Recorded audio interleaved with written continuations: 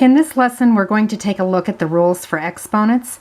In each of these rules, I'm going to apply the exponent rule to a base 10. And by base 10, I mean our base is going to be 10. There's not going to be a letter like X or Y. I want to apply it to 10 so that you can see really what's happening. Also, that is going to carry over when we start talking about scientific notation. Okay, so what I've done is I've put together just a very cheat sheet of the rules for exponents. I've written the rule over here in bold print, and then I'm applying it to a specific problem so that you can see it carried out. And then in the lesser print here, it's not the bold print, I've kind of done a proof because I really want you to understand it and not just try to memorize it and plug it in blindly. Okay, so the first one I think everybody relates to. I think you've seen this before. We've definitely used it in our order of operations. But when you're multiplying like bases, you will collect the exponents. So we look at a base 10 squared times base 10 cubed. What we can do is we can add these exponents. That's basically what our rule is saying. But here I'm writing it out, what you need to think through. You probably wouldn't write that out. You'd just come straight to the answer. But I really want you to understand it. So I'm writing out that 10 squared would be 10 times 10, and the 10 to the third power would be 10 times 10 times 10. When we write that all out, we can see that we're multiplying 10 times itself that number of times. So that makes total sense, that when we are multiplying like bases, we can go ahead and add the exponents. You can write it all out like that, but you're going to find that, wow, it sure is slick when we can memorize this formula, or this rule. Okay, so kind of similar to that is when we are dividing like bases. What our rule says over here is when we are dividing like bases, you want to subtract the exponents. And so really what you're going to be thinking through in your head is this right here, 10 to the 6th divided by 10 to the 2nd would mean we're subtracting those exponents and we'd end up with 10 to the 4th power. So here's our proof, just showing you how we got that. 10 to the 6th would be 10 in the numerator 6 times. 10 squared would be 10 in the denominator twice. So you can see you can do some reducing using your fraction skills, and you're left with 10 to the 4th power in the numerator.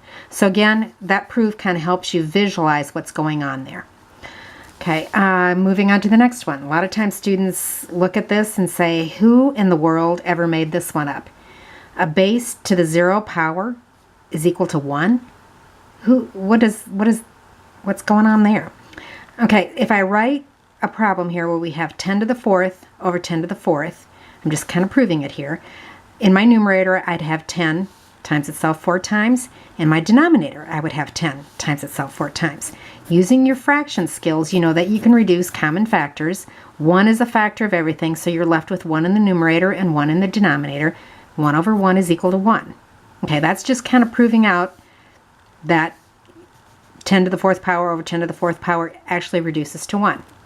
Another way that I can think about this, 10 to the 4th power over 10 to the 4th power, if I apply this rule here, where when I'm dividing like bases, which we are here, we subtract the exponents.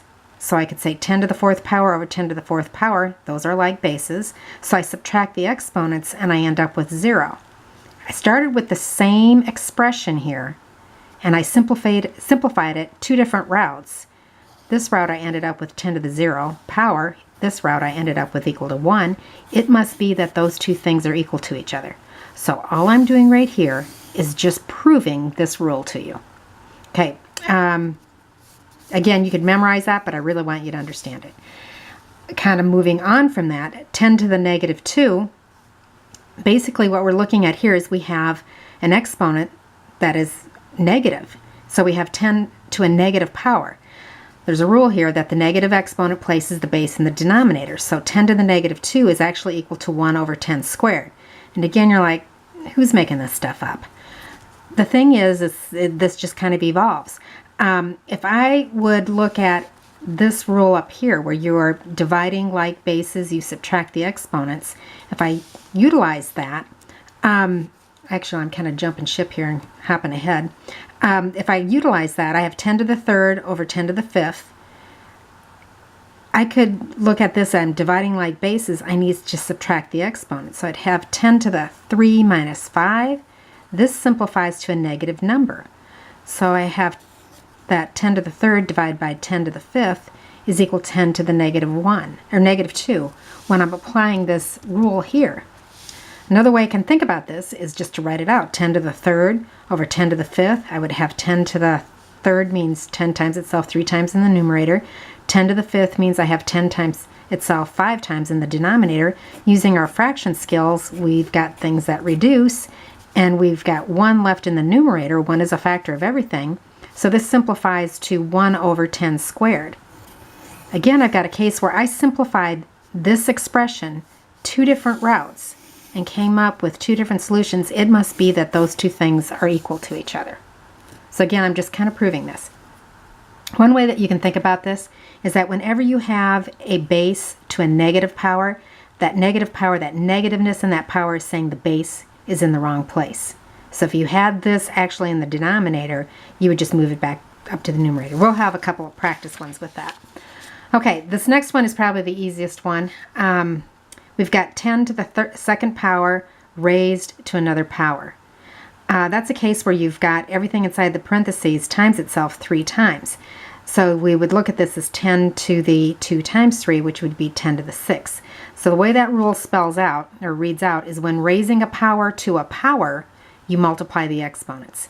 This is the only time you are going to multiply exponents, is when you have them separated by a parenthesis like that. So when you think about this, 10 to the second power raised to another power to the third power means everything inside here 3 times. So I've written that out so that you can see this actually simplifies to 10 to the 6th power.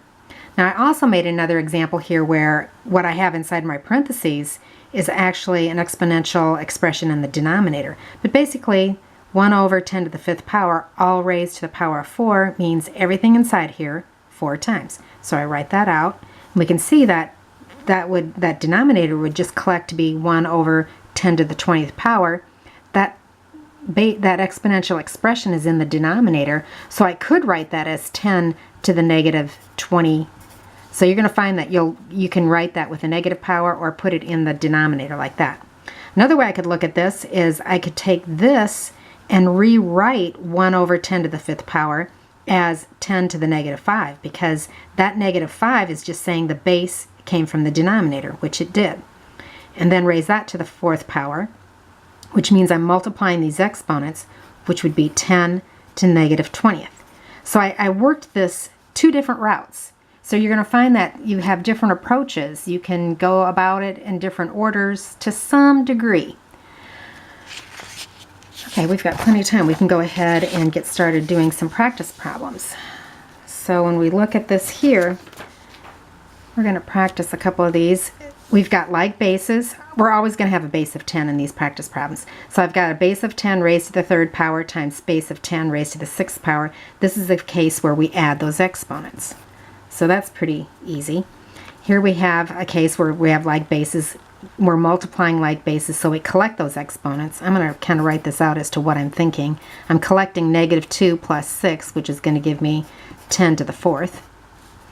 Here I'm multiplying like bases so I can collect those exponents. So this is going to be 10 to the negative 4 plus negative 2, and I'm kind of writing that down there, double signage, which I said I'd never do, but I'm wanting to get the point across there that we're going to collect those. Now if I wanted to, I can think about this that, hey, I now know what I mean by a negative exponent. I could rewrite that as 1 over 10 to the 6th if I wanted to. Okay, here I'm collecting like bases. I'm multiplying like bases, so I collect those exponents. So that's going to be, and I'm not going to write this out because it's getting kind of cluttered, but I'm going to collect these 2. So 4 collected with a negative 3 gives me to the 1st power, and I could write very often you'll see it written with the 1 or without the 1. If it's not there, it's implied that it's at least to the 1st power. So again, here I'm going to be collecting like bases. 3 and a negative 6 is going to give me negative 3, and I could also write that as 1 over 10 to the 3rd power. You need to be able to recognize that you can write that in 2 different ways. I'm not going to say that one is better than the other. It all depends on what your application is or what your next step is. Moving on here, now we've got a case where we are dividing like bases, and so we subtract the exponents. So I'm going to write this out. Base of 10, our numerator power is 3, and because we're dividing like bases, we subtract those exponents, so that's going to be to 3 minus 4, which is going to be 10 to the negative 1, which I could write that as 1 over 10. Okay, our next one, we're going to be saying 10 to the 7 minus 4, which would give us 10 to the third power. Next one, we're dividing like bases, so we're going to subtract our exponents, so there'd be 2 minus the 8, which is going to give us 10 to the negative 6. You could write that final answer as 1 over 10 to the 6th. And then here, this is where it gets a little tricky. So we're going to have like bases, that we are dividing like bases, so we subtract the exponents. So we're going to have a power of 5 minus an already negative 4. So I want you to recognize that you're subtracting an already negative number. This becomes 10 to the 5 plus 4, which would be 10 to the 9th power.